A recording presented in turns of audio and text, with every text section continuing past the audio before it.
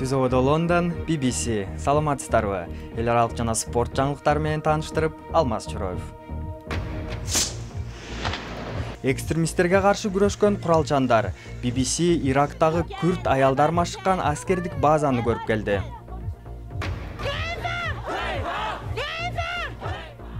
Бир апта мурун жарылуу болгон Тяньзин шаарынын тургундары нааразылык акцияларын улантууда. Ирандан атайын баяндама, Тегерандагы мультимедиа компаниясы экономикалык санкциялардын алынышы бизнеске кандай таасир этерин айтып берди. Египеттин баш калаасы Каир шаарында жардыруу болуп, 29 адам жаракат алды. Алардын 6 полиция кызматкери. Унага коюлган жардыргыч зат коопсуздук кызматына таандык имараттын жанында жарылган. Чабуулга өздөрүн ислам мамлекети деп атаган топ жоопкерчиликти алды. Серепчилер болсо, чөлкөмдөгү өлкөлөрдүн өз ара мамилелери экстремисттик топ менен күрөшкө тоскоол болуп жатканын айтышууда. Ага карабастан, күрд куралчандар экстремисттик топко туруштук берип, бир нече жеңишке жеткен. BBC Ирактагы күрд күчтөрүнүн аялдар бөлүмү машыккан аскердик базасын көрүп келди. Бир караганда Авиндин башка кыздардан айырмасы жок. Бирок 19 жаштагы бул кыз ПККнын Тоодогу базасында машыгып жаткандардын бири. Алар өздөрүн ислам мамлекети деп атаган топко каршы күрөшүүнү үйрөнүп жатат. Бул үчүн Авиндин өзгөчө жүйөсү да бар. Мен Синжар жана Кобане шаарлары үчүн согушкерлер туткунга алган балдар жана апалар үчүн өч алгым келет. Синжардагы окуялар кайталанышын каалабайм. Ал 2 ай барымтада отуруп акыры качып чыккан. Анын командири туткунда жүргөн учурлар тууралуу сүйлөшпөгө чакырды. Бирок кыздын колундагы жана бетиндеги тактар ансыз да көп нерседен кабар берет. Ислам мамлекети тобунун согушкерлери аялдар үйдө гана отуруп эркектерге кызмат кылышын каалайт. Алар эр жүрөк аялдардан коркушат, дейт командир. ПККга жоопкерлердин дилгирлиги гана ийгилик алып келген жок. Алар жакшыраак машыгуудан өтүшкөн жана тартипти катуу сакташат. Бирок бул ПККнын биринчи эле кармашы эмес. Алар Туркиядан автономия алуу үчүн 30 жыл бою согушуп келишет. Анкара өкмөтү болсо аларды террорчул уюм деп эсептейт. Соңку апталарда Түрк учактары топтун базаларына сок курган. Пилотсуз учактар дале айланчыктап учуп жүрөт. Бирок бул аялдарды өлүм дагы коркутпагандай. Кытайда бир апта мурун болгон жарылуудан 100дөн ашык адам каза таап, миңдеген турак жайлар талкаланган. Андан бери Тяньзин шаарынын тургундары жаңы турак жай жана компенсация талап кылып, көчөгө чыгышууда. Кыйроонун көлөмүн сүрөттөп берүү кыйын. Бир апта мурда дал ушул жерден Дэн Ван Дюрен жана анын сүйлөшкөн кызы Лио Йиң жардырууну видеого тартып калышкан.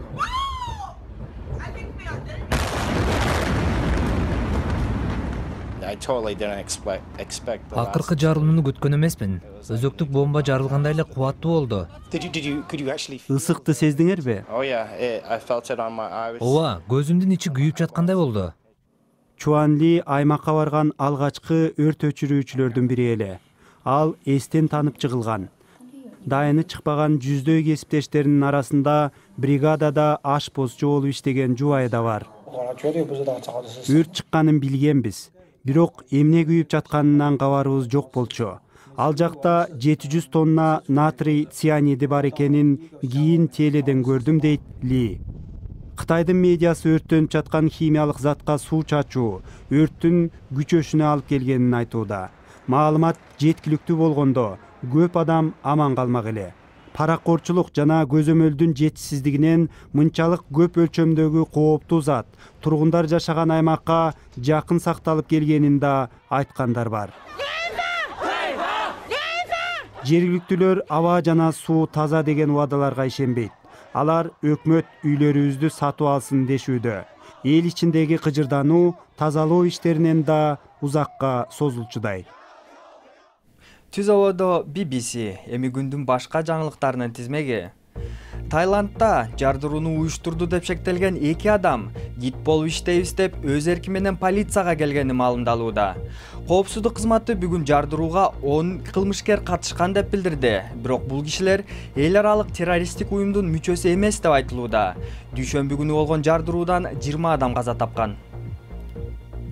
Бириккен Улуттар уюму Йемендеги согуштан улам өлкөнү ачарчылык капташы мүмкүн деп эскертти. Уюмдун айтымында 13 миллион адам тез арада жардамга муктаж. Эки тараптын салгылашуусунан улам гуманитардык жардам карапайым тургундарга жетпей келет. Соңку изилдөөгө ылайык өтө көп иштөө инсультка алып барышы мүмкүн. Окумуштуулар эс албай иштегендер жүрөк илдети жана инсульт коркунучуна кептелерин маалымдашты.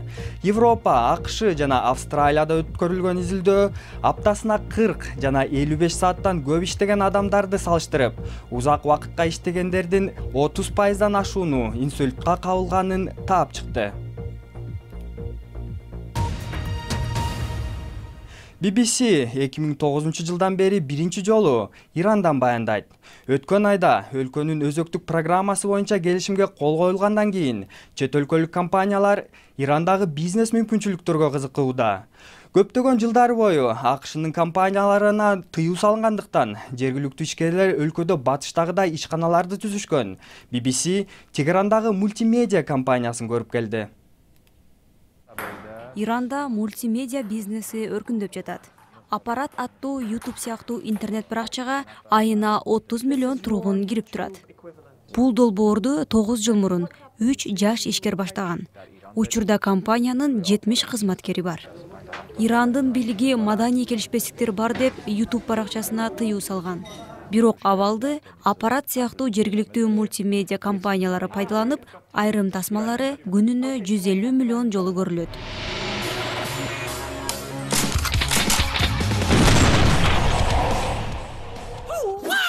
Бирок жаңы келишимден кийин санкциялар алынса, ал бул компанияларга терс таасир этпейби? Экономикалык санкциялар алынат, бирок маданий келишпестиктер кала берет.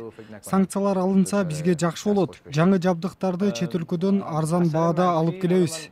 Санкциялар алына элек, бирок аппараттын жетекчиси эмитен эле инвесторлор менен сүйлөшүүлөр жүрүп жатканын айтат. Санкциялар алынат деген сөздөр ачыкка чыкканда эле чет өлкөлүк компаниялар менен байланышканбыз. Алар инвестор болгусу келет. Азырынча сүйлөшүүлөр европалык компаниялар менен жүрүп жатат. Бирок Мухаммед жакын арада Ирандын рыногуна америкалыктар да келет деп ишенет. Эми спорт. Валенсиянын коргоочусу Николас Отаменди 50 миллион долларга Манчестер Ситиге өттү. 27 жаштагы аргентиналык спортчу 2014-2015 сезондун эң мыкты оюнчусу деп аталган. Сити жайкы трансферде Отамендиден тышкары Рахим Стерлинг жана Фабиан Делфти да өткөрүп алган. Футболду улантабыз. Бүгүн Европа лигасында 44 команда күч сынашат. Алардын негизги беттештеринде түркиялык Фенербахче Грециялык Атромитос менен беттешет. Алматы шаарынын Кайрат командасы Франциялык Бордо менен күч сынашат. Ал эми Саутгемптон Даниялык Мюттиланд менен ойнойт. Теннис. Cincinnati Masters чемпионатында дүйнөнүн биринчи ракеткасы Новак Джокович франциялык Бенуа Перди утту. Ал эми Марди Фиш мыкты оюн көрсөткөнү менен британиялык Анди Мерриге утулуп калды. Сирена Уильямс болсо болгариялык Цветана Пиранкованы жеңип алды. Жаңылыктардын соңунда жайкы мезгилде көлгө же шаарда болсок бассейнге барып турабыз. Ал эми канадалык Денис Диринг жана күйөөсү Тони бассейнге түшөлү деп чыгышса, аны күтүлбөгөн конок ээлеп алыптыр. Бул аюу шашпай бассейнге түшүп, андан кийин джакузиге да отуруптур. 15 мүнөт эс алгандан кийин кайра тоону көздөй басып кетиптир.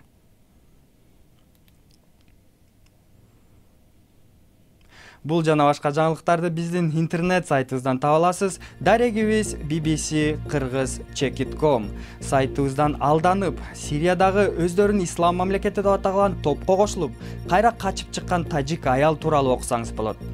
Сиздер менен мен Алмаз Чороев болдум. Саламатта калыңыздар.